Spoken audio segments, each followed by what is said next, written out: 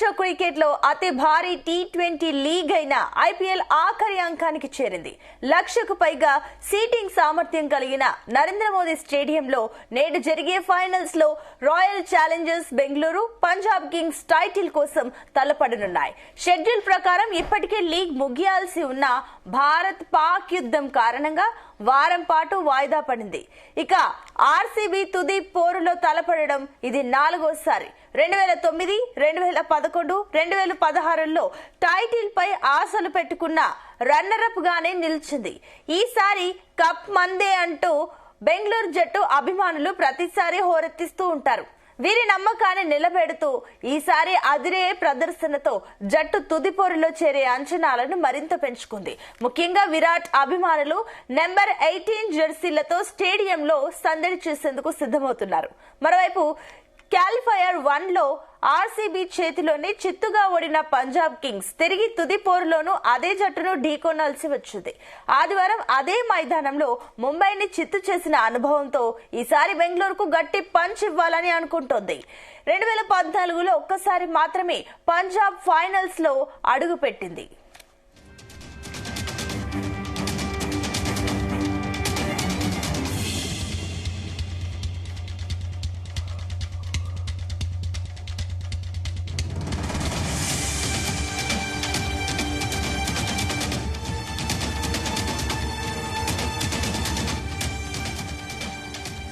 Table topper గా నిలిచిన Punjab Kings qualifier 1లో ఎదురైన పరాభవంతో ఒక్కసారిగా డీలా పడింది.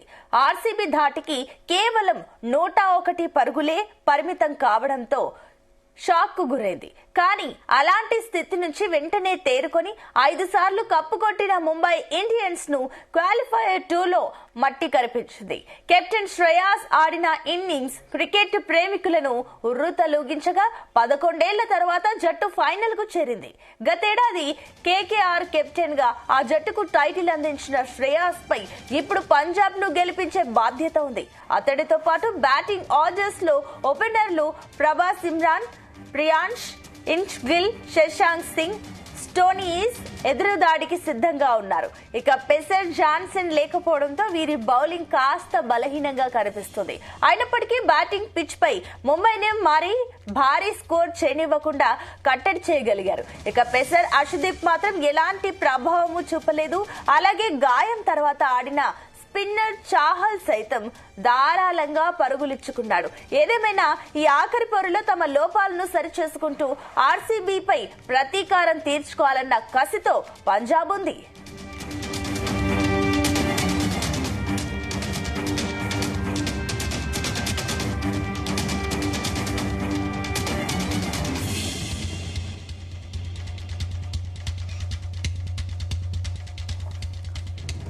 ఆర్సీబీ ప్రధాన ఆకర్షణ విరాట్ కోహ్లీ అనడంలో సందేహం లేదు.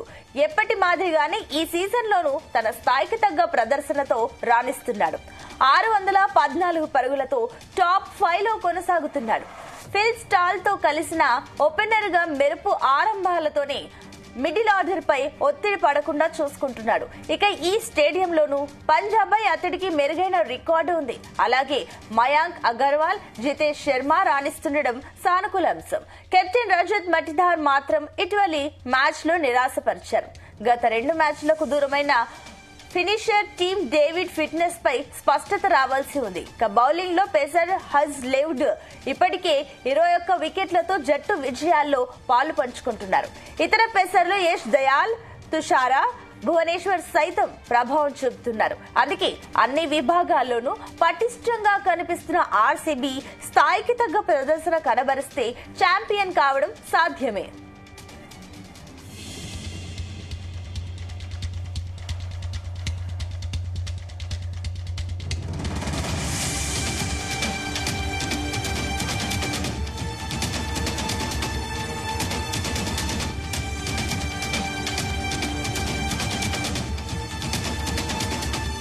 అహ్మదాబాద్ పిచ్ బ్యాటింగ్ కు అనుకూలంగా ఉంటుంది. క్వాలిఫైయర్ 2లో ఇరు జట్లు 200+ స్కోర్లు సాధించాయి. ఇక్కడ మొదట బ్యాటింగ్ కు దిగిన జట్లకే విజయావకాశాలు ఎక్కువగా ఉన్నా చివరి మ్యాచ్ లో పంజాబ్ అద్భుతంగా ఛేదించింది. దీంతో నేడు టాస్ గెలిచిన జట్టు ఫీల్డింగ్ కు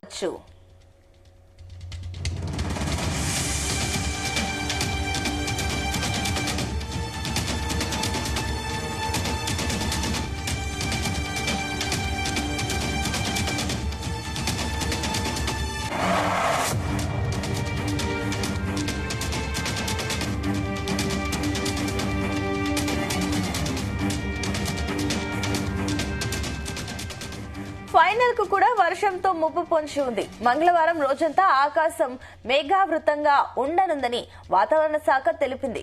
అహ్మదాబాద్ సమీప ప్రాంతాలలో తేలికపాటి నుంచి ఓ మోస్తరు వర్షాలకు ఆస్కారం ఉందని సూచించింది. ఒకవేళ వర్షంతో మ్యాచ్ రద్దయినా ఎలాంటి ఇబ్బంది లేదు. ఫైనల్స్ కు రిజర్వ్డ్ డే ఉన్నందున బుధవారం మ్యాచ్ జరగనుంది. అప్పుడు కూడా వర్షంతో వీలు కాకపోతే లీగ్ దశలో టేబుల్ టాపర్ జట్టును విజేతగా ప్రకటిస్తారు.